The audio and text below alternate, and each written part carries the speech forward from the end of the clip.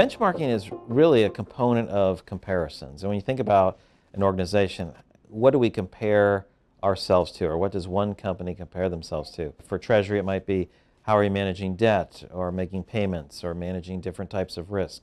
So that's one aspect of benchmarking. It's part of comparisons. The other type of comparisons beyond benchmarking is what should you be doing? What is the right activity, the right level of performance that you should be achieving? This requires deciding what your approach is.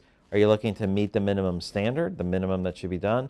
Are you looking to exceed it, or are you looking for world class? It's really important to understand how to make the right type of comparisons. Benchmarks can easily be misused. How do we compare to others? Well, you can almost get any answer you want comparing yourself to different companies that may or may not be relevant. Are they approximately the same size? Are they operating in the same number of countries? Do you make the same level of payments in the same number of currencies?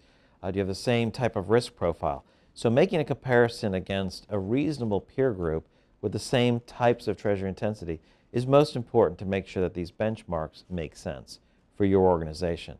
It's easy to grab anything to say we're way understaffed, we're way overstaffed, because the comparisons aren't very good. But benchmarks provide a very good basis to gauge where are you vis-a-vis your competitors or the industry at large. And that provides some type of calibration and depth perception for what others are doing and what you're doing. The value in benchmarking comes in several areas. One is you have some sort of comparison about what you're doing compared to others. If you're making 1 million payments a month or 5 million payments a month, it's very useful to see what types of automation you use, what level of staff is required. You're managing risk. What are you doing to determine your exposures? Where are you on that continuum?